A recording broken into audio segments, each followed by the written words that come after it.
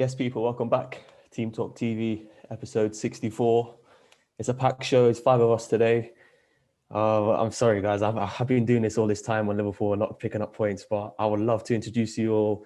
But Dots, welcome back. Kev, welcome back. Ibs and Coach, hope you're all well. Good to see you on the show. Shahab, that was quick, boy. Nah, Ibs, come on, man. Gonna get straight into it. We've just watched Man City batter us 4-1 at Anfield. You know what? I will speak as a Liverpool fan in a second. Quickly, just to recap a bit of the game. Yeah, first half was really drab. I think both sides were really poor. Mane had the best chance, headed over in the first half. Probably should have scored. Probably would have been vital for Liverpool if they did score that. Gundogan actually missed the pen, but then he redeemed himself. Liverpool played well after they conceded, scored 1-1. And then Alisson, boy, I mean, I can't believe it. Not one mistake, but two. And then Phil Foden, wow, what a sensational fourth goal from him, and probably man of the match on the day. Well, I'm going to leave it to you guys first. What was your thoughts on the game then? Liverpool 1, City 4. City 10 points clear of the champions, Liverpool with a game in hand. What's the recap then, boys? What are you lot saying? Go on, you go, and then I'll go. It was a good game, second half wise. First half I thought was a bit of a drop. I think it showed Man City's strength, even without like important players, that they can still produce performances like that. No KDB, no Aguero, which they haven't had all season.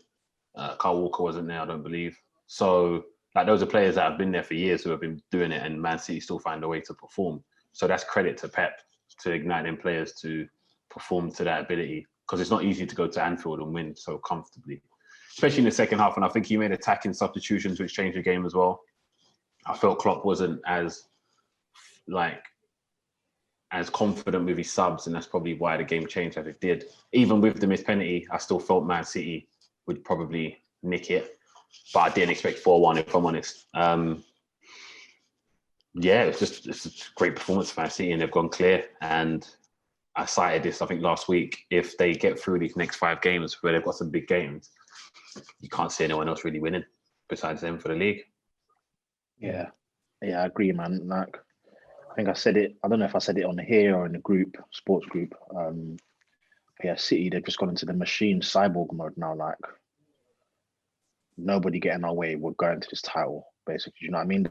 They're, at the moment, they're unstoppable. Basically, that's how they're moving. They're not conceding a bag of goals. They're winning convincingly the matches. And like Ib said, without two crucial players. Like when KDB was ruled out for a month or 6 weeks or however they said, I was thinking, shit, like we celebrate. It's going to give opportunity. No, I was thinking it's going to give opportunity for Man U to creep in, the Spurs, and like I was worried, I was concerned. You get me, but it hasn't affected them in the slightest. You know what I mean? Gundogan's stepped up, and a special shout out to Gundogan as well, because I didn't know he had all this. I'm not going to lie to you. I thought he was just one of those players, just bit part squad players. Doesn't offer much apart from just the basics, but he's really stepped up. I want to know if he has a goal bonus in his contract, because he must be racking it in right now. He's pressing it. He's pressing it in, man. Yeah, he's getting some extra money in that month. Could have had a hat trick today, really. 100%. I thought. Man. In terms of the game, like Liverpool. Go on, Sharp. No. I want you to speak, Doctor. Is that right? So in terms of Liverpool's performance, it wasn't bad. You know, like the keeper made a couple mistakes, but I wouldn't say they played crap. It was just, I don't know. It's just the Liverpool of norm at the moment. This is how they're playing. I think they played a bit better today, but. Well, I'm just going to speak. Sorry, Kev, did you want to say something quickly? Yeah, I was going to say, like, the scariest thing is, like, I've always thought of when the season starts and City are, mounting their charge, or you think of City, I always say, well, what kind of Aguero will they have this season? I always think, how many games will he be fit for to be able to play for them to mount their challenge? So you mean to say we're all seeing this no Aguero? Do you know how scary that is? If they go and add a striker to the mix. Right now they're doing this false 9 thing. and it's looking problematic. Should we be surprised by Pep playing false nine? No, he's doing what he's. It's a carbon copy. It's a carbon copy of what he did at Barca. You know, Cesc used to play false nine. Cesc used to play false nine. Did they have? I hear what you're saying, but did they have? Aguero is a number 9 though. Would they have, when Aguero is in the team, does he play in that false 9 position? No, but I'm saying I'm saying like now, because he's adopted it, it's working so well because like when I looked at their team, I thought they've got small players today. But it's reminiscent to what he did at Barca. Cesc would play false 9 when Messi would maybe drop in or at the right or something, and before he got Villa in. And it's just, even when Spain did it, when they won the Euros against Italy, they had a false 9. It's just, I don't know, he's just unlocked something in this team that's allowed them to play Foden. It's taken them a minute. It's taken them a while to. Wow, sorry, Sheffield should have scored. It's taken them a while to get used to it, though. Yeah, of course. You could say the early start of the season is where they were trying to work out, or the players were trying to work out the system, and now they seem very comfortable in that system. Very comfortable. I thought Foden was outstanding today. I thought Raheem Sterling had yes. Please, let's talk about Foden, because of course, one man in this group that doesn't respect Foden, boys. So we have to. Now we'll come on to it. Definitely today. We have to get to the bottom of that and see if he's changed his mind, fam. At the end, after the little recap on the Liverpool talk, we will speak about. I think we should even rush that person. We should rush that person. Okay. I don't want to laugh, but yeah, all right, fair enough. We will do that. I thought Foden was outstanding. I think Sterling was really good. No surprise, Sterling played well without the crowd because the crowd weren't there for him to shit his pants. And he did really, really well as well. I thought Bernardo's played well recently, and it killed me to see him assist and Sterling to score. Trust me, I was burning. I'll come on to Liverpool. Dots, you were saying you didn't think Liverpool played that bad. I'm going to disagree with you, bro, because obviously maybe you don't watch Liverpool as week out in the last 6 to 8 weeks, but it's been the same Liverpool performance since West Brom got the draw at 1-1, and that was the last time you were on the podcast, Dots, and since then, not much has changed for Liverpool. It was nice against Tottenham, it was nice against West Ham. The issue we have at the moment, firstly, is obviously playing 2 centre-halves as centre-back. Now, I know we signed 2 defenders. One of them had a knock today, so he was not on the bench. Ozan Kabak was on the bench today, but I think Klopp went for his plays that he's relied on with Fabinho and Henderson. Fabinho gave away the foul, and I think Fabinho's done fantastic, but here's one thing, really. When you play around that Trent Alexander-Arnold side, there's not Gomez backing him up or just, helping him out. There's no Virgil, there's no Henderson in that midfield role to help Trent Alexander-Arnold out. And you look at the first goal today, that was an error. And I think Trent's not played well going forward, yes. But defensively today, City, they punished him. Sterling punished him. Foden was fantastic under and whatever. That was the first thing.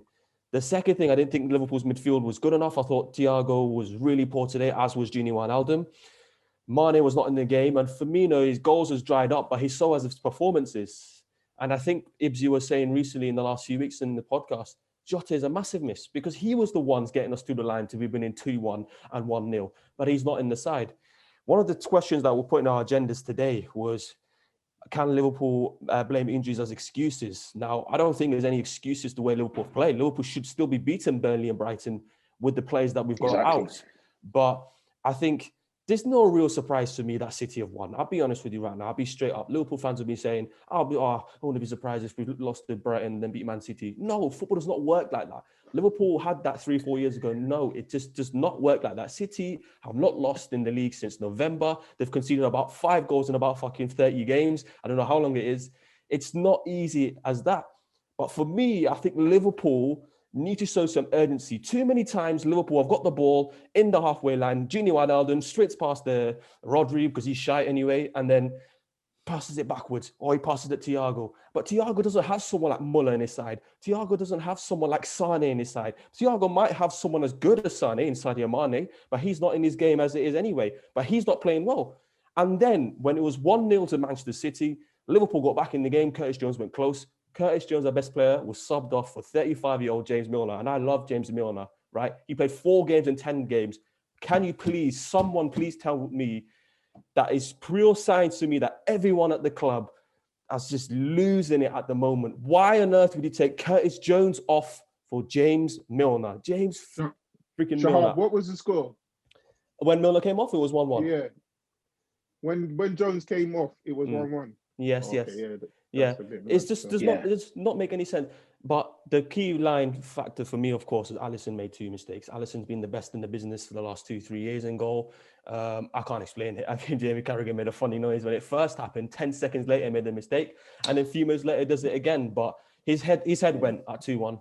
I think even with Foden's strike, I think he probably would have seen it palm it away, but he hit it hard. But I don't want to blame Shahab. Stop it, Shahab. In real time, bro. I think because we're watching slow-mos and replays.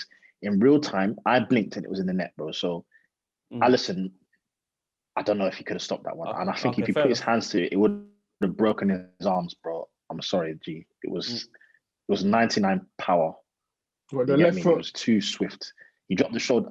Yeah, he dropped the shoulder and shot in one motion. It was mad. I couldn't. Do you know what I'm saying? No, okay. It's hard to stop those ones. No, I hear that, Dots. It was a phenomenal strike, and it's my frustration in the game as a whole.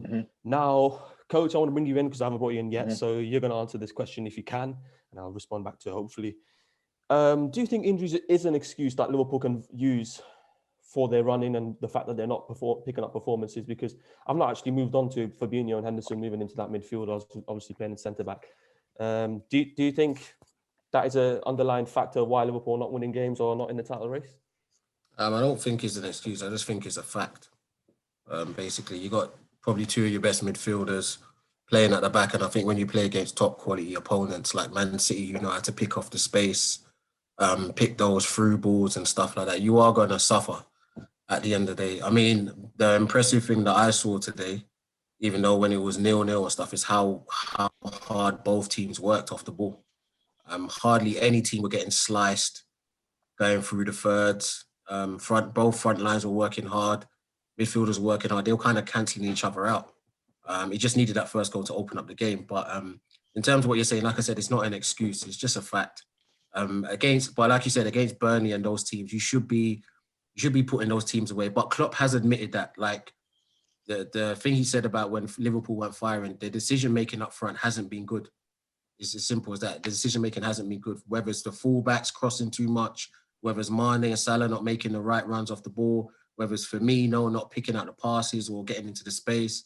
The decision-making up front has cost Liverpool, because when you don't have your first-choice centre-backs at the back, in the Premier League, you're always liable to give up chances. But if you've got a front line like you have and they're firing, you can kind of mask that sometimes. But when they're not firing, then that's when the gaping holes come in and other teams exploit it. Burnley, you got Brighton, they get 1 or 2 chances and they put them away. So, like I said, so what you're saying then is, sorry, coach. So what you're saying then is they are missing the players. Then it is affecting them. Yeah. It's affecting them. It's a fact. Yeah, it's affecting them. You're gonna go for the title. Like, that's the pressure that Liverpool are on. They're not going for top 4 and stuff. Like, we're looking at the title now. They might be going for top 4, but going for the title, like, who's won the title without their first choice centre backs? Nobody. Nobody's ever won the title without their first choice centre backs, and that's with the greatest coaches sometimes in the Premier League. So it's definitely, for me, it's not an excuse, but it's a fact. You don't have your first choice centre backs, so therefore it is what it is. So that's for me, right? They haven't got their first choice centre backs, but regardless, guys, for me, there's certain matches that they've lost, certain matches that they haven't won that they should have won, regardless of that. Do you know what I mean? Today, you can say maybe the centre back pairing showed that they missed that, but other matches, it's got nothing to do with the defense. Not really. Do you know what I mean? It's more they've lost that potency in attack for me. They've lost it completely. It's not there. Before, you remember, come on, guys, last season when Liverpool attack, it's bombing down the right, bombing down the left. Trent is whipping it in. Robertson's whipping it in. Salah's, you know what I mean? It's flowing, it's fluid, but at the moment it just seems like it's clogged. But Dots, they were doing that with the insurance package. That's the thing. Like Trent, so they got the license just to roam, do what they need to do. They had insurance at the back at the end. They had Henderson who would drop in for them, one of them, if they go up. Then you would have behind Henderson, you'd have Gomez and Virgil. Like that's a big spine right there. So for me, not having that spine and you're still playing the same way, I think Klopp was hoping that obviously my front line would fire in them goals to try and mask over the cracks at the back. But because they're not firing in goals, those cracks are becoming more open each week. So, But you know, last week Shahab mentioned like the Jota miss, yeah, and Klopp kind of did his job. Like he got in that, he spiced up the attack and he brought in Jota, and Jota got off to a great start, and then Jota went and got injured as well. And I remember at the beginning of the season, I was like, Liverpool have gone 2 years without no major injuries, and they've gone and pushed Champions League and Prem. It's not fair. I felt like it wasn't fair. Like, how comes everyone else gets a major injury and the setback and it hurts them? And Liverpool had this 2 years, this 2 year stretch where who was really missing for them at any major moment? Nobody. And so when they finally started getting their injuries, I was like, you know what? It's all balancing out, because now, you know, they're getting a taste. Unfortunately for them, they got a lot at the same time to key players. I know City have got strikers out, Kevin. You know, he said it balances out. Vane. I don't. Yeah, to an extent that you are correct, Coach. I thought you'd probably say something opposite, but I agree with you full on. Simply Fabinho and Henderson being in the midfield is massive. You know the presence that Henderson has in the middle, and you know I don't think Henderson and Fabinho have defended badly at the back, and Nat Phillips as well coming in, and obviously the youngster Reece Williams. Yeah, he's struggled, of course, but you know he's not expected to be playing those games either, and it's become a concern for Liverpool. They have signed 2 centre-backs. The thing is, Liverpool got these players in on the 31st of January, and that's not acceptable. When Van Dijk was out, when Gomez was out 3 weeks later, they had to get someone in and made sure he come in on the 1st of January. Why they didn't do that, I don't know. It's unacceptable. Poor mismanagement from FSG, our owners. I don't think it's Klopp's fault, because he said in the media that he's wanted it, but he's accepted the financial situation. That's poor, and it's hurt. I think it got to a critical, obvious stage where it's like, listen, if we don't get these 2 centre backs, top 4 could even be at risk here. Well, yeah, I mean, it's a good thing that we've got it in just in good time, but you cannot rely on someone who's an injury-prone centre-back in Joel Matip anyway. And I think Joel Matip is a very good defender, definitely been one of the most underrated in the Premier League in the past few seasons, but he is injury-prone. You know, I mean, for us to rely on that is unacceptable. Our attack has dried up. There's no doubt about that. Firmino, his goals dried up, and now, even when his goals were drying up, he was still performing well, coming in deeper, allowing Mane and Salah to make the spaces in behind on the wide positions. But now that's not happening, and the drop-off is huge when Shaqiri comes in. I'm a big fan of Shaqiri, but he's a super sub, really. I mean, Amino's gone to Southampton. I can't understand why. And Origi gave me the best night of my life, but he's poor. He's just a poor striker, and there's a massive, massive drop-off. It's dried up, but Liverpool are fighting for the top 4.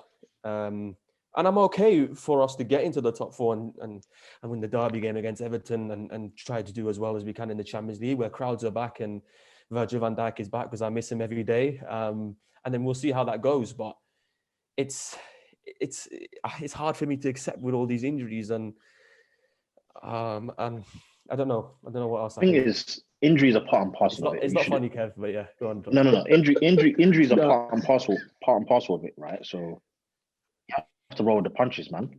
Like Kev said, the last 2 seasons you've been very fortunate that you haven't had major ones. Now it's your turn, Shahab. I'm sorry, bro. He's been laughing. He's been laughing. He's been the one laughing. It's your turn. Shining it in our face. Man. Premier League. The thing is, in our face. It comes. You got. The thing is, like you're very fortunate to even still be in like within the top 4. Other teams, if they had the amount of injuries that you had to the key players, it's mad. They'll be out of the top 8. Do you know what I mean? So you're still there or thereabouts. A bit too far, though. I mean, I think I don't know. I don't know any other team who's got 3 majorly injuries. I know Leicester had a couple of injuries in the past, and they've done well to be in the top 4, and that's credit to Brendan Rodgers and his team. But all right, cool. I hear that. We're gonna have to move on anyway. I'm gonna have my run. I'm gonna speak to my dad later. So that's the topic. Actually, quickly, did you want to say anything about Phil Foden, Docs?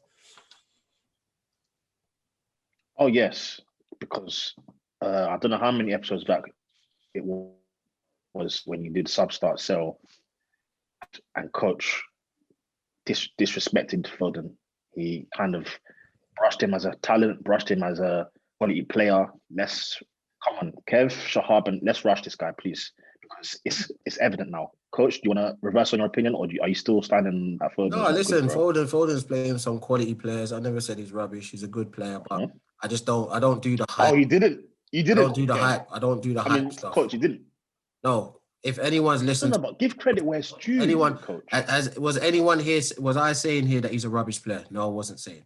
What I was saying is that I've seen him before, and in terms of Wilshere, he'll probably end up. He'll definitely listen. He'll probably end up having a better career than Jack Wilshere, obviously, especially with the environment that he's in right now. Yeah, but I'm saying that I've seen him before. The way people talk about Foden is like they've never seen him before. And that's my thing. I said, just stop the gas train for now. Let him play, let him develop. Cool. Right now, he's playing well. He's playing a good team. He's learned from David Silva. He's training with Bernardo Silva. He's learning from Gundogan. Like, he's got a great environment to improve at the end of the day. So, but let's not chat about Foden like he's some sort of savior. We've done this in this country too many times. But are we not doing that now with Grealish? Who, Grealish? No, Greenwood. Who put Grealish? Grealish can't get into the England first team. No. The reason why I'm saying wait. The reason why I'm saying Grealish is because the way Grealish is talked about right now is as if Grealish will walk into bar Man City and Liverpool. He'll walk into every Prem team. No, but from us though, Ibs, have we been speaking? No. I'm not saying me and you. I'm just saying. But I hear in this sports group, I hear a lot on Grealish. I'm not saying Grealish isn't bad here. I'm not saying. But there's a lot of talk that Grealish is sensational right now. No, not for me. But for me, if you're going to talk about Grealish that high, if you don't put Foden in that same bracket, I don't know what's wrong. Because Foden, I agree. Because what Foden is doing at a team like Man City, and Grealish is at Villa, but I don't care. If Grealish is rated at 60, 70 mil, you slap Foden in there tomorrow. There is no difference. If that's the basis of the argument in terms of people hyping up Grealish, then definitely need to hype up Foden. Yeah. Hype up Grealish. I've never been one to hype up Grealish. Once again, I'm a person Grealish is a good player. Cool, that's it.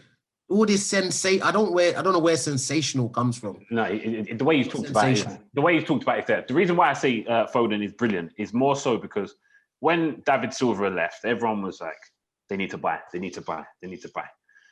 Foden was good enough to play in that team last season. And obviously, Pep has just been nurturing him. You can't rush it. And I feel like he's taken on that mantle now to say, guys, I'm here. This is it. This is my spot. Even now, Pep still don't even play him every week because he's still putting him in like week. Sometimes he's on the bench. So I think he'll come good. I think he's a special talent. And at this rate, come Euros, he'll be going to Euros, probably a Prem winner. But even like you said, Ibs, before, like you said, even in England, they don't produce centre midfielders like that. Anyway. No, they don't. I see Foden playing the attacking midfielder position 100%. For England right now. There's no one better than him as an English player, attacking midfield. Yeah, people might say Grealish and that, but right now, with the education he's probably getting from Pep, he's probably ahead of Grealish right now. Okay, quickly. Attacking midfield. On the back of that, quickly, let's go around quickly, We've done this in the group. I don't know if you've done it here before. Grealish, Foden, Maddison, Foden, and Mount. Which three would you, or which one? Who do you think's missing out for the Euros in the summer? Thing is, are you asking who do we think is going to miss out, or who would we personally pick? Yeah. Who do we personally pick? Actually, no, it's no debate, bro. Mount is missing out. Mount's missing out. It's easy. Mount is. And who do you think's ahead of the? And who do you think's ahead of the queue? Foden. What do you mean? Foden's at the front of the queue. Foden's at the front of the queue. Yeah. Foden is the best English midfielder at the moment. For me. All right, I'm just going to move on. You move on, Shahab. Yeah, because we're just running out of time. I know. I wanted the dots to get that in, but yeah, fair enough. Yeah. Quickly to wrap up. I just wanted to hear what coach's opinion. And then what now? What now, dots? Then what? Bro, because this is not what your tone was. This is my thing, though, coach. This is what you really know. Your tone wasn't like this. Your tone wasn't like this. Listen. I'm sorry, Shahab. Just quickly. I've said it already. Yeah. You don't say things like I say people are rubbish players. I just don't like the over. No, but Toad. But you hyped Toad. Greenwood. You hyped Greenwood. Oh, Greenwood I had a few hyped weeks- Greenwood. All right, guys, let's move on. You were Boys, feeling boys. Greenwood though. Hey, Shahab, you control Boys, the we've got to round. move on because we will be here all day. And we will come back to this probably next podcast because we've got another Greenwood, man, said, you know. so whatever today. I mean, no IQ. Quick one-word call answer: Manchester City, are they going to win the league? Yes or no? Yes. Absolutely. If I can Yeah. quickly just say, sorry, Shahab, just to richly jump on the back of that Man City one. Their next games are Spurs away next week, Spurs at home next week, Everton away after that, Arsenal away, West Ham at home, and United at home. If they get through that, they've won the league. Simple as that. And they will. They will. So that's a maximum of 50. If they get 12. even If they get 12, 10 to 12 points, they ain't got. The only other Done, team they've got left is done, Chelsea. So yeah, for me, it's a done deal. done. Yeah, it's done. Yeah. Right, cool. We're going to move on then to a pulsating game on Saturday night. At Manchester United 3, Everton 3. They led 2-0 at half time. Bruno Fernandes, a worldie of a goal. But they were pegged back 2-2. De Gea made a mistake. James Rodriguez. McTominay scored again at home. And then in the last dying seconds of the game, Dominic Calvert-Lewin made it 3-3. So we'll have a quick recap on that. And we'll go on to the next topic. But as Dolly best, we can ask the Manx a question on this then. What did you make of the game? Obviously, did you win? Oh, yeah, we won 9-0 on the midweek. But it was pegged back to 3-3. Where did it all go wrong in the final minutes? And what's your overall thoughts on the game and Man United right now? Okay. So I think I've never liked the Lindelof and Maguire pairing at the back. Every time I see it, I kind of worry because I feel like I didn't actually always like Maguire, to be honest, that much because I saw the weakness in his game in terms of pace. And I knew that recovery challenges caused an issue. Now, when Maguire's playing, sometimes he commits himself to tackles and he does all he can to make sure he doesn't have to spin the other way and have to make a recovery challenge. That is offset when a quicker centre-back pairing like Bailly is next to him because he knows even if he does that, he has Bailly almost operating like a sweeper who's going to clean and mop up. For the final goal, when we conceded it, everyone's keeping a straight line. I think it was posted in the group. Everyone's keeping a straight line. But because Maguire knows he has a pace deficiency, he takes a risk and moves off and tries to do something about the ball over the top. And still, even though he broke the lines, he still couldn't catch Calvert-Lewin. And I feel like his confidence or his whole game is switched when he plays with Lindelof. I don't like the balance at the back when those two are pairing up. I feel like they're too similar. I feel like you need a specific type of centre-back partner next to him. And the goals we scored, good goals, and all the goals we conceded, for me, were just pure mistakes. Like, what are you doing kind of thing. I was disappointed. It was heartbreaking at the end, gut-wrenching actually. And that's today's probably the only time I've spoken about it, and I really don't want to talk about it again. Right, coach. So I'm just gonna keep it real sharp, yeah. What you'll find out with a lot of these Man United supporters, they think they're playing the NFL. So what they will do, they will tell you how crap the defense is, yeah, but they will never actually tell you how the whole game actually went as an analysis as a whole. So what they will say Lindelof is whack. They will say Maguire is slow. They will say Wan-Bissaka gets beaten too easy. So they'll give you all these excuses for the defense. But what they won't tell you about, see when everyone's talking about De Gea's mistake, yeah? Did everyone see Tom Davies as a DM playing those combination passes through our third? Past our strikers, past our midfielders, and put Calvert-Lewin in. But they won't tell you that, United fans. What they will say, our attack scored 3 goals. They don't have to defend, but when Tom Davies playing balls through our strikers. I'll let you talk, innit? Kev, I'll let you talk, yeah? I'll let you talk. So you can talk afterwards. I'll let you talk. Go on. Say this rubbish. So my thing is this, Shahab. I've been saying for weeks, even when United were top of the table, what was my biggest thing? We don't defend well as a team. The goal that the Corey scored, the first one, that set the tone for the whole second half. The Corey goal, yeah, all came from Everton's build-up from the back. It went past about 7 players before it got to our back 4. And then Calvert-Lewin was in De Gea made his mistake, and that was it. I'm looking at it as a whole picture. Yeah, we've got 5 or 6 players trying to press half-heartedly. Then we've got the back 4 who are trying to do a low block. How does that happen? Are we pressing the ball as a team, or are we dropping off? And it looks like when United defend from the front, everybody just goes on their own thing. Rashford will just sprinting to the ball.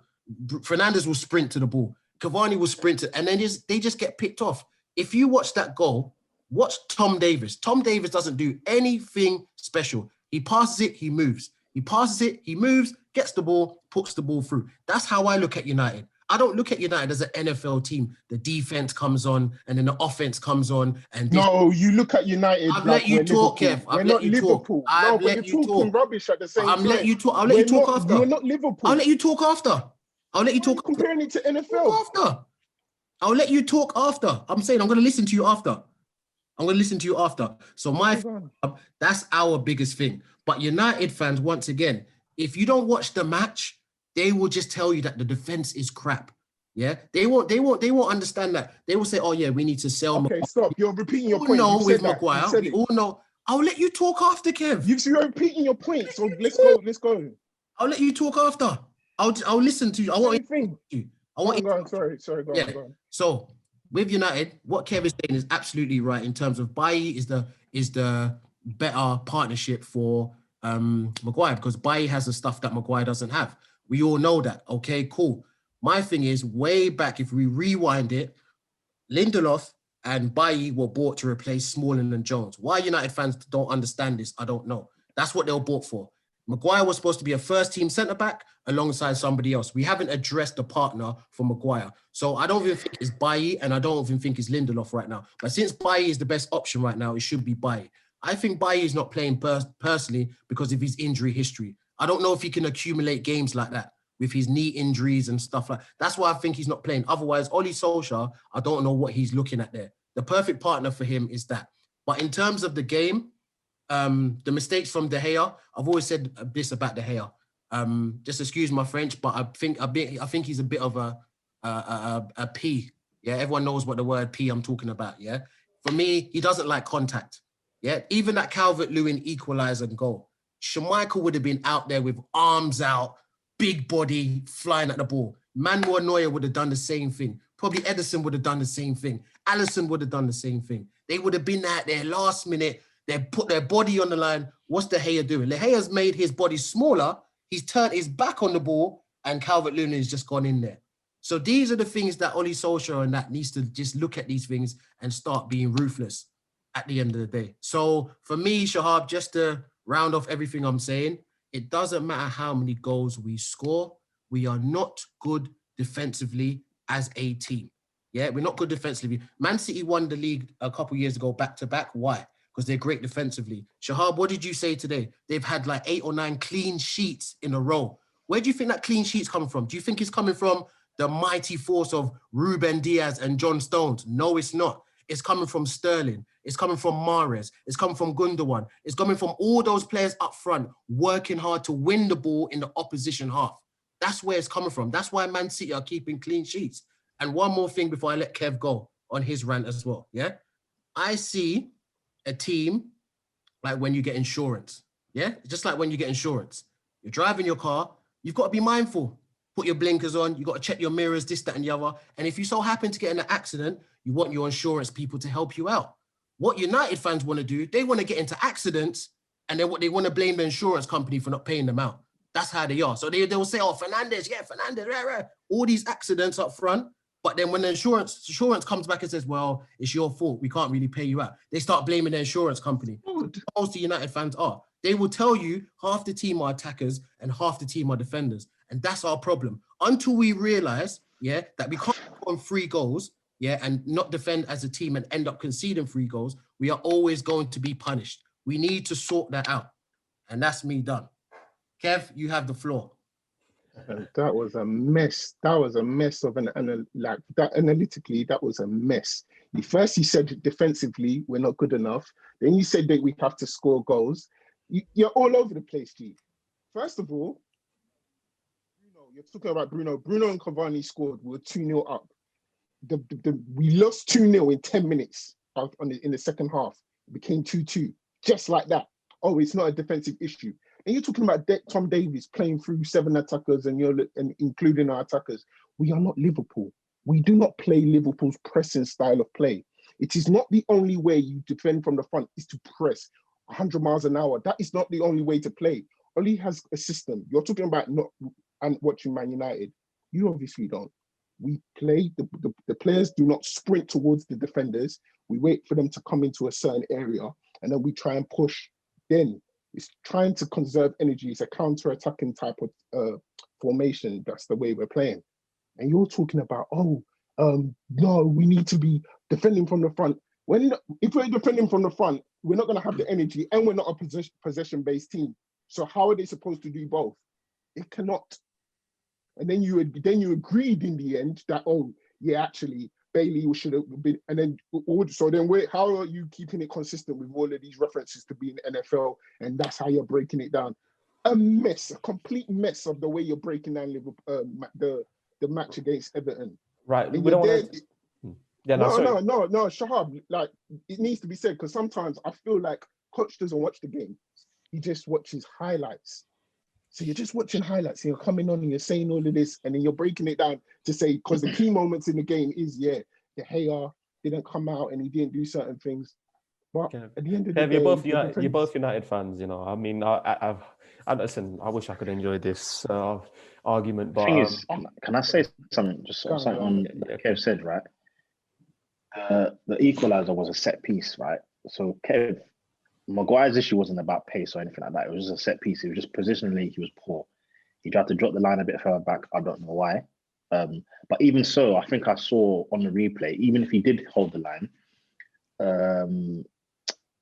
Calvert-Lewin would have still been onside. You know what I mean? So I don't know why he did it anyway, but it wouldn't have stopped the goal. I don't think it wouldn't have stopped the goal. No, I do understand what you're saying about his pace, because even on the first goal, Cross was flying in his mouth from Calvert-Lewin. Like, he was just out of position and he was trying to track back, and that's what led to the first goal. But just in terms of that equaliser, I don't think it was a pace issue, just madness from him in terms of dropping the line. I'm just going to wrap it up quickly because we are slightly running out of time. United fans, let me know, is Coach right or is Kev right? Kev made a good point on the keeper, David De Gea. Again, anyways, I should just say he's not been good enough for the last 2-3 years. And in his prime, he might have been one of the best goalkeeper ever in the Premier League era, but he's not been good enough. And I think at 2-1, it was a really poor goalkeeping to let Decore into the game. Definitely, I can echo what you're saying there, Coach. But United fans, let me know, where's it all gone all wrong? And I think in the future podcast, I would like to talk about United and them trying to challenge for the race. We had Adam on the show, shout out to him. And I would have liked to have asked, what is United's position? Are they going to just try to cement their top 4 place, or are they actually trying to go for City?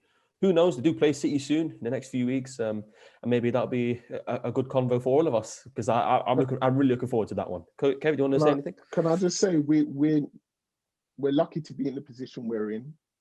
I think most United fans accept that. Like, we didn't start the season saying United's going to be. A lot of people's predicted top 4s didn't include United, and some of them we were 4th. So if we are in this position that we are in today, I feel like it's a bonus, if anything.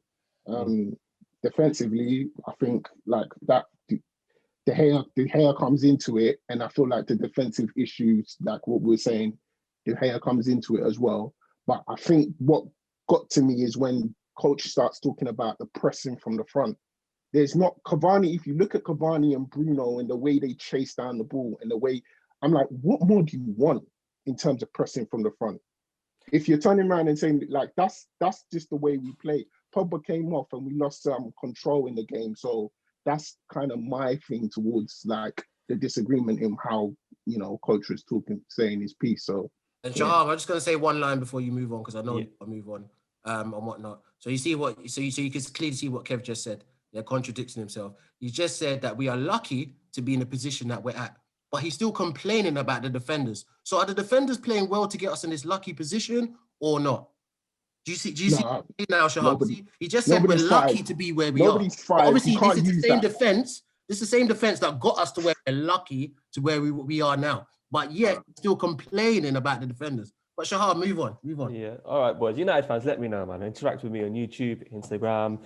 It's an interesting debate, man. You boys, I know you both love the club, but be together, boys. You get what I'm saying? Actually, no. Anyways, let's move on. Arsenal, we're going to come on to them. It's been a bad week for them. They have lost twice in a row. So we've got two boys here, Dots and Ibs, Wolves. I mean, it was definitely the best I've seen Arsenal play against Wolves until David Luiz got sent off. Whether it was the right call or not, I don't think it was. And then they lost 1-0 to Aston Villa, a very early goal from Ollie Watkins, a mistake from their right back, Cedric. We've got 10, 12 minutes or so to talk about this, boys. Where's it all gone wrong for Arsenal? And is any sort of hope for a top 4 finish gone then? You want to go first, Dots? Please, let me Have go the floor, first. I've have got a the lot floor. to say, G. As long as I can get some minutes in, yeah? Yeah, you'll get some minutes, bro. Cheers. Thanks. Right. So, boom, let's start off with the game against Wolves, right? Like you said, Shahab, the best 45 minutes we've played probably under Arteta for a long, long time, period, right? It was all going swimmingly well. We should have been 3-0 up. Let me not even say it was going swimmingly well because it wasn't. We were ahead and it was fine. We should have been 2-3-0 up. Fine, right?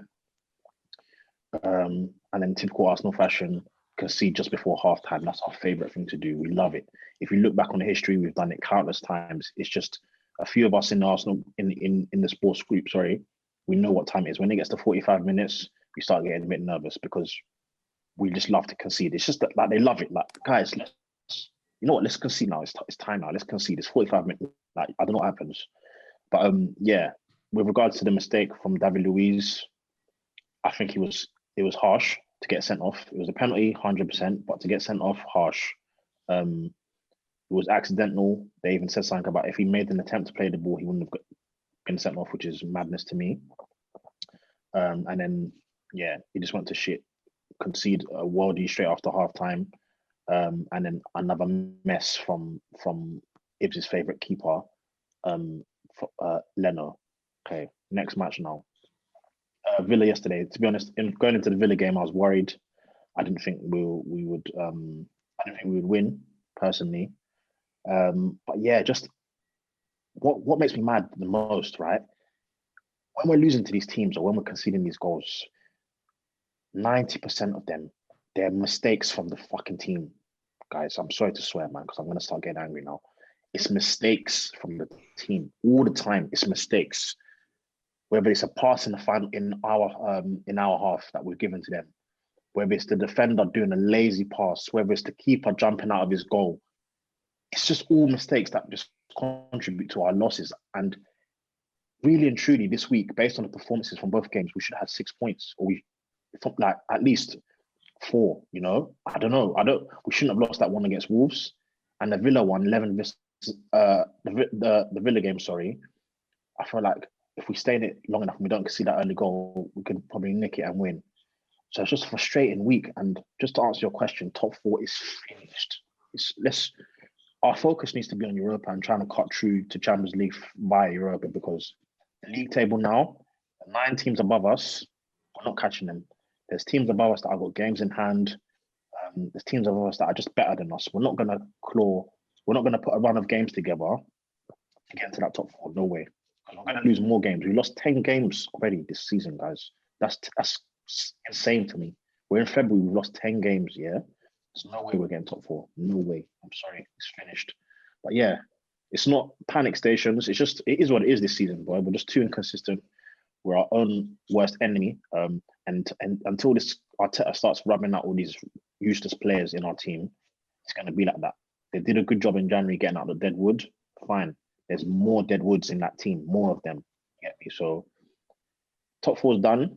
I don't know if I can even, let me not say that on this podcast because I don't know, I'm too emotionally invested. But the way I was feeling yesterday, I don't know if I can watch Arsenal games anymore, guys. It's too much for me, man.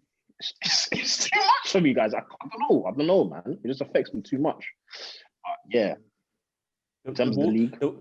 My brother was saying, he's a Chelsea fan, and he was saying after the Wolves game, I mean, it's hit bad for Arsenal, and probably wasn't Arsenal's fault that they got the red card, but that was a new low. I mean, the Leno red card was a new. Yeah, like 9 men. Like, come on, man. It's just. Yeah. But yeah, just in a nutshell, we have to focus our attention in Europa League and just hope it's maybe one leg. I hope we can get through. If it's 2 legs, I don't know if we'll be beating certain teams, but we can just hope for Europa League to get through into the Champions League. And if that fails, then it's just another season of another season.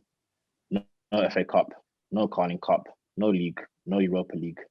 It's just the same of the same, really. But yeah, frustrating week. I don't even know who we're playing next to. We got next Ibs.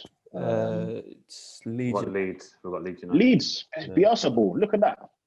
Another loss, boy. But yeah, go on, Ibs. Let's see what you Any have to say. positivity from you, Ibs?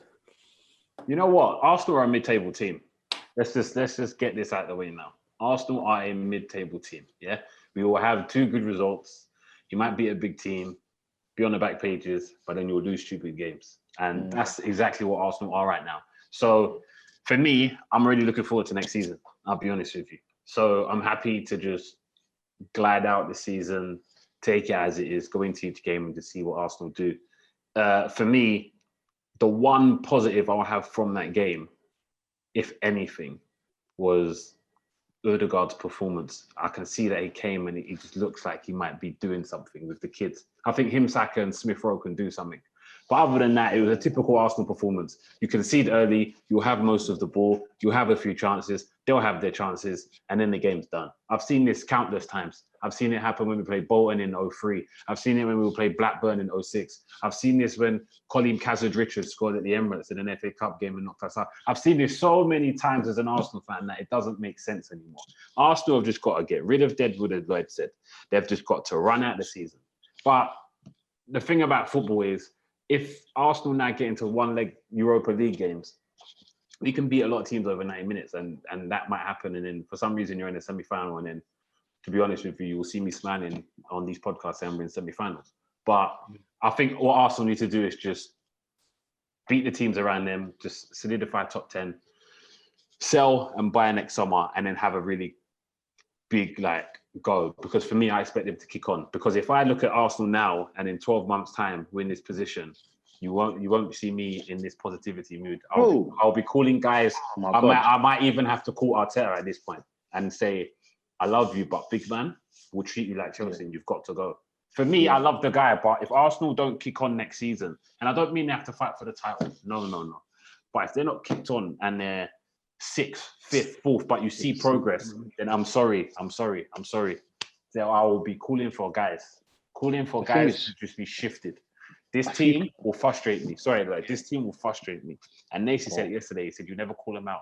The thing is, I call Arsenal out, but I'm tired of calling Arsenal out. I called them out between 05 to 2013 for 9 years when they didn't win a trophy. What Arsenal have to do now, lad, you had me going. I have to. Go on. What Arsenal need to do is they need to buck up their ideas. That is literally it. We have Leeds. There's no reason why we can't beat Leeds. Leeds will either win 4-0 or they'll lose 5-4. There's no reason why we can't beat them. But if we lose again, it's back to pre-Chelsea result. Everyone will start getting down. If we win, then the fortunes might change. Arsenal just need to pick up a result. We have to take it game by game. One thing I'm happy about is Pepe's form, though. I'm very happy about how he's playing right now. And that's probably the other positive. Listen, I'm not happy about Protect Pepe at the moment, bro. No, but you can't. No, but he's playing well, bro. He's playing very well right now. You can't say Protect Pepe because he's playing better than Oba. He's playing better than Laka. Fine. And That's he's doing the thing well is, now. that's the sad, embarrassing thing. It is. No, listen. Playing better than those two at the moment, it's not even great. That's the sad, embarrassing thing, G. No, it's not. But Pepe had a good game against Wolves. Yeah. He had a great game against Wolves. Southampton as well. Yeah. And I didn't think he played that bad yesterday. Like compared to the thing is, I don't either, but it's frustrating because Pepe, you've got more there. We know that. More in your locker, bro. It's annoying. Starts. You've got to leave your Arsenal fans. I get the same thing with Martial, fam. You're just gonna, bruv. It's true. Why am I? They get two or three good games, yeah. They'll start saying he's No. I'm not. No. For me, Pepe needs to do more. That's the only point. I said he's playing well. We've needed to see this since he started, but we need to see this more consistently. That's the only thing I'm saying. I'm not gonna come down and say he's a world beater. I just want to see more of it. Like for me, Willian's playing against Arsenal right now. Yeah. Oh, he's an op. He's an op, fam. He's He's an playing op, against. bro. If there's one moment, sorry, Shahab, tell you, one listen. moment yesterday. No, wait. There's Oh one my moment yesterday. He had the ball on the left, on the 18-yard box, our 18-yard box at the left side. He has Smith Rowe in front of him. He has Xhaka there, and he has someone else. What does he do? He tries to play it back to Gabriel and puts him in trouble with. He's playing against us. He's an op. He's an op, fam. He's an op. You see that guy? You see that guy, yeah? I don't know why. Oh my God. You see Willian? He's fast becoming, or he's already it for me, but he's the worst piece of business that Arsenal have ever done. And that's beyond Claustrom. That's like Claustrom. The thing is, Claustrom won a trophy. Sonogo won a trophy. Listen, look, trophy. He's Willian is awful. Willian is disgraceful. He's disgraceful. Like, he's disgraceful. As an attacking player, he's shit. I'm sorry, guys. He's one of the worst things we've ever done.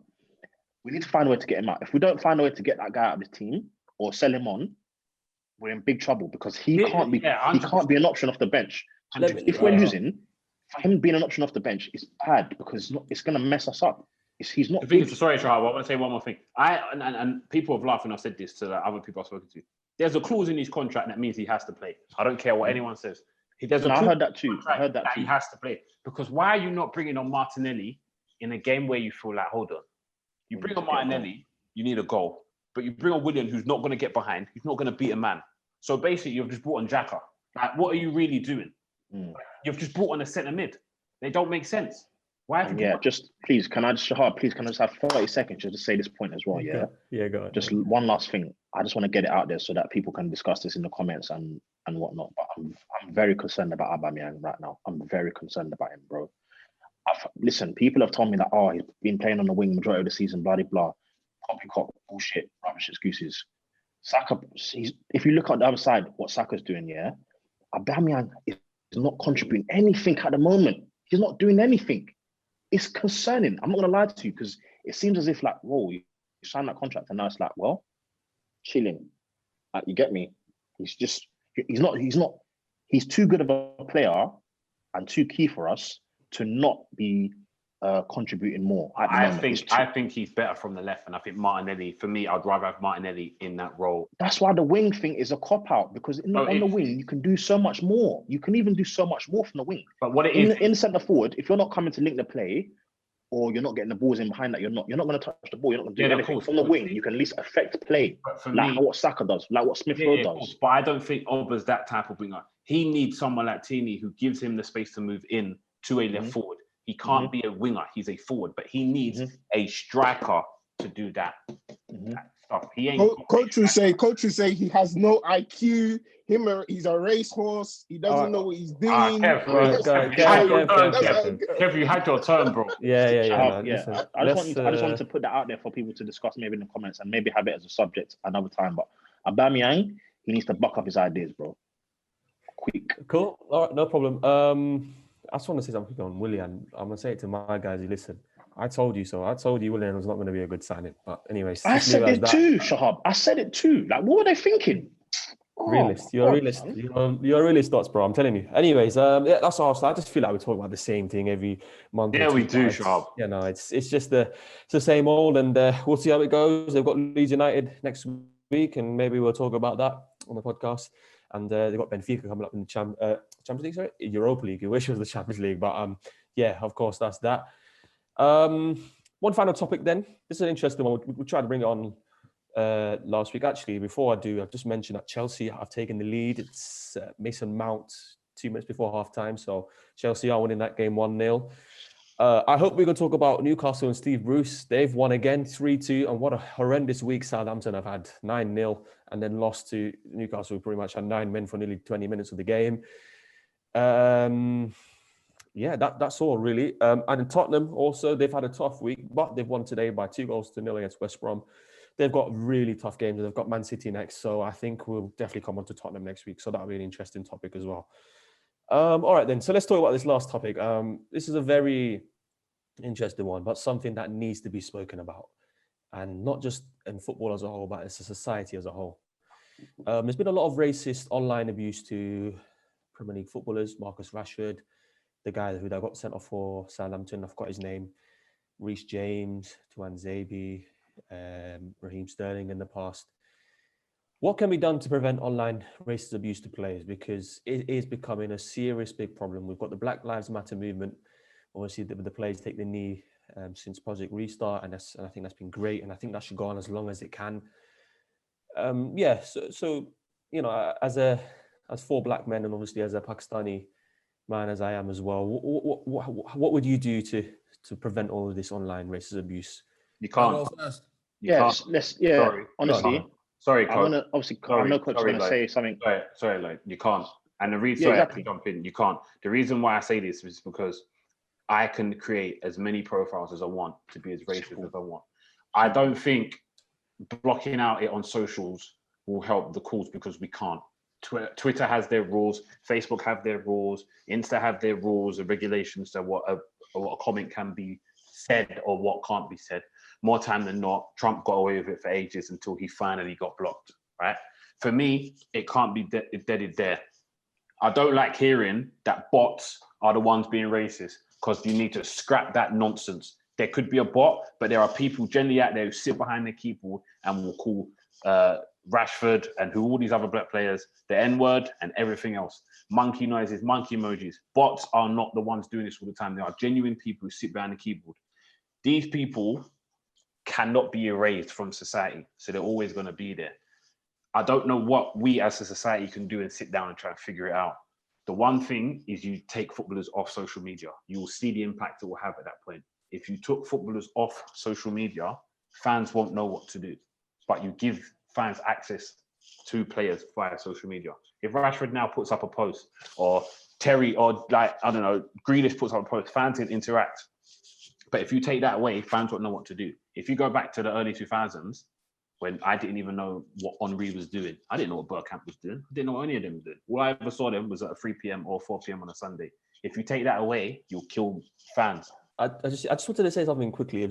It's always a minority. Let's just get that straight up. No, but it always is. It always is. And there are decent fans who like to interact. I think Marcus Rashford is an amazing human being, by the way. Everything he's done with the free school 100%. meals and the fact he really does. I actually follow him as a Liverpool fan anyway, and I see the way he interacts with Manchester United supporters, and I think he's great. He's always a decent set of fans. A lot of people come to the extreme and say, well, why don't Twitter and Facebook and all of that come up with an ID or passport to show that you can obviously join the social media platform, but then some people say that that's not the right thing, or freedom of right or whatever nonsense they come up with. It's true. I don't want to talk about it, go off football too much, but Wiley, one of the artists, he said some stuff about Jews and whatever, and he was not correct to do so, but he was banned straight away after a day. Likes of Tommy Robertson, Katie Hopkins, Donald Trump. I mean, Katie Hopkins I always see nonsense from her timeline, and it's only been 3 or 4 months ago that she was off the thing. Donald Trump as well, the same thing. He was on that platform saying all of this race, promoting violence when they got into the Capitol in Washington, and it's only recently that he's been come off. So where is the consistency from social media platforms to ban those sort of people and those sort of people who get racially abused? And the fact that I don't like in this matter is, when someone reports racism, there's always, where's the evidence? No one wants to be racially abused. So take the man's word as it is and act. But Twitter, Facebook, Snapchat, Instagram. Shut up. Sorry, just quickly. My thing is this, yeah. Maybe I'm going to go against what most people are going to say in here, yeah. I think there's too much crying going on. Number one, we need to stop taking that knee. That knee's nonsense. It's not going to change nothing. Stop taking the knee. It's nonsense, yeah. There's certain organizations that people need to look up first before they start talking. That's number one. Number two, for me, when it comes to socials, these guys have so much money. Me, if I'm that interested in people calling me monkey, this, that, and the other, as Ib said, these people live in the world. So what I do, I'm going to pay someone 10 bags a year, yeah, and they're going to look after my socials. Anyone on my socials that says anything like that is getting blocked and deleted. I've got social media. There's some people that hate me out there, but you'll never catch them on my comments and stuff like that because my profile is private. At the end of the day, I will vet everybody that tries. I know with footballers it's different because all they want is followers. You got sponsors and that who want you to get as many followers as possible so they can give you the merchandise to show the world. And that's how you get your sponsorship money. So for me, I think that more of these footballers, they've got more power than they have. So instead of coming out and complaining about it, like Ib said, it's out there. It's not going anywhere. It's out there. But take control of your situation. Take control of your social media. Take control of that. Now, the third thing I was going to say, what Shahab, you were saying there about Donald Trump, this, that, Katie Hopkins and all that. Listen, if you don't own a platform, then you can't control the platform. I'll just say that. Yeah, there's no platforms owned like people like how we look on here. Yeah, we don't own nothing. So if you don't own nothing, you're not going to be able to control anything. That's what I'm saying with Rashford and everyone that's getting racially abused. You own your platform. Even if it's just your page, you own it. Control it. Don't let trolls come on your page. But the thing is, if you want to get followers, you are going to get followers that like you. You are going to get followers that don't like you. And if you invite both parties to the table, you're going to get both. You're going to get the both audiences. You're going to get the good guys that love what Rashford and those guys are doing, and you're going to get the racial guys who follow you just to hate you. My thing is, take control of the situation. Don't cry to social media. You're on their platform. Remember this, you're not on your platform, you're on their platform. So if you're on their platform, you have to abide by their rules. But if you have control over your page, pay someone to look after your page. So you don't come from a football match and you see all those comments in your life. Just block them. Can we not block them? Can we not block and delete? We can't block and delete anymore. But I just want to say something quickly, Dots. I want to say there's no wrong answer in this. So, when you say you don't agree with the knee being done because nothing feels like happening, I mean, Les Ferdinand has come out and said that, and his QPR side don't do it. So that's fair enough. I just feel like life as a whole, words will always hurt, right? If someone called me the P word on social media, that would hurt me. I'm sorry, but some people are thick-skinned, some people are not. Dots, go ahead. Anyways, what do you want to say? Yeah, just obviously to answer your question initially, is there something, what can be done about it? Nothing can be done about it. Coach said you can pay people to vet your comments. You can't, bro. Like Ibs rightfully said, right? I can go on Instagram. You can't delete people's comments. Oh, let me finish, bro. You can delete, you can block. Bro, are you gonna sit on the thing for 2 hours? That's why I'm paying someone to do it. That's why I'm paying someone to do it. But that's not mitigating it, bro. That's not mitigating the issue. It's not. What you're doing is you're sweeping it under the carpet. The players are coming out to highlight the issue, right? I feel like they're coming out for them. They're putting more pressure on the social platform to do more to combat these comments. Listen, on technology, there's many different functions you can put in. If a person types in, the other day I typed in something on Google, something about I don't know, it's a word I'm typing and it's something highlighted, said, whoa, that's kind of like a suicide kind of thing. Do you know what I mean? It was like a flag, right? These social media platforms can start putting things in place where anything that nigger or black nigger, you know what I'm saying? There's certain Monkey phrases and words that can emojis. be, there's certain phrases that can be, it can be a trigger and prevent it as a comment entirely, right? These are little things that social media platforms can do. They can do this. It's possible. You've built the app. There's ways to do it. I think players coming out, they need to put all the pressure. Don't put the pressure on people in society. You're not going to change people. Put the pressure on the makers of these apps. Put the pressures on the Instagram people. All of them people, they'll be able to put in things in place to reduce all of these things happening. You don't tell people to stop calling you monkey. I'm sorry. Me personally, I know Shahabi said it like you'd be hurt by it, but if someone called me monkey online now, I'm just gonna blink and move on. I'm not gonna lie to you, bro, because what am I gonna do? You know what I'm saying? But that doesn't mean that players should. Some of these people that are saying that are their own supporters, right? That doesn't mean I should finish a game. I've had a bad game and expect to see monkey and nigger on my comments. That's not right. You're not going to change that, though. I'm sorry to say, you're not going to change that. It's, you know what I'm saying? We're living in UK. It's going to happen regardless of what you want to do about it. My thing is, social media platforms should and can do more to prevent these things. Nobody should be able to go online, make a profile, and type in monkey emojis. You should be able to stop that.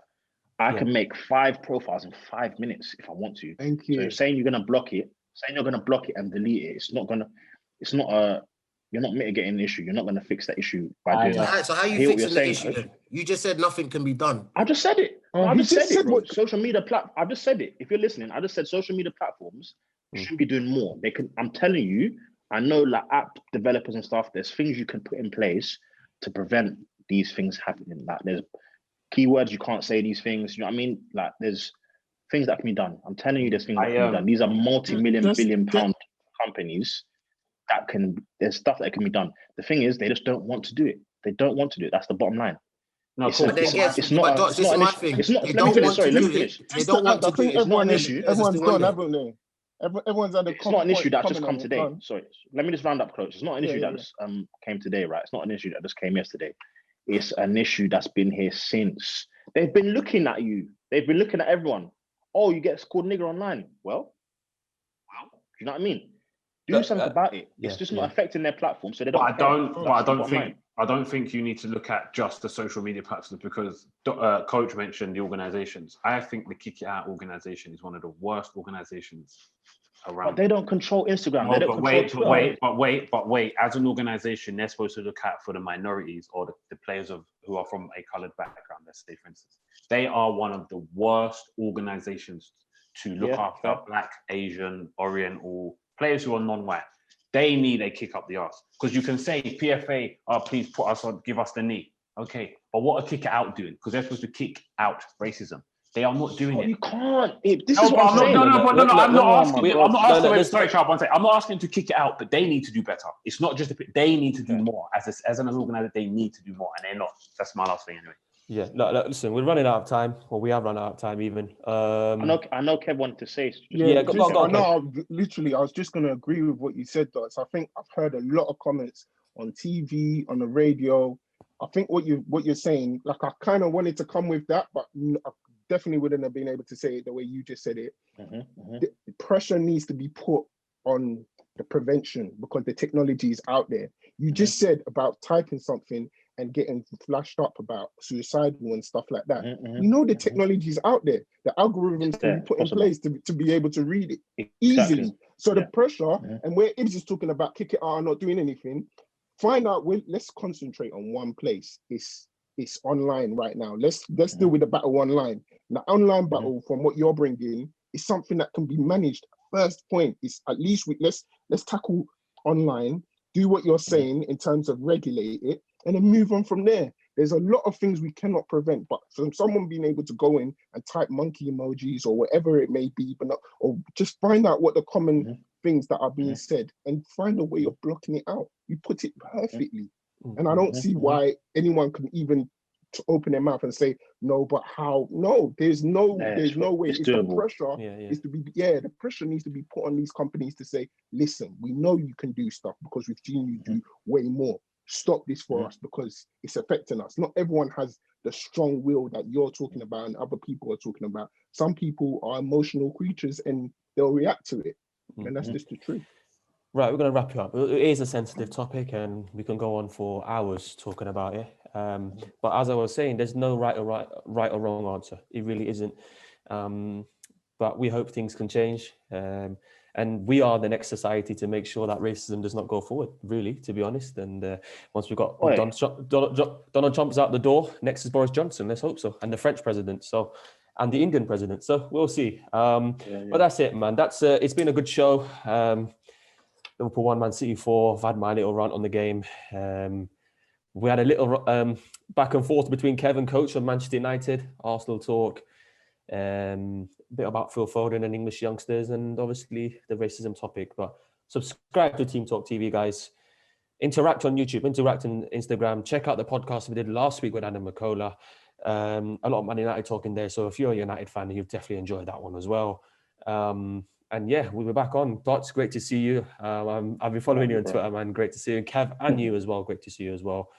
And yeah, Coach Ibs, as always, regulars, good to see you as well. And we'll be back next week. Take care. Take care, boys. Take care. See you later.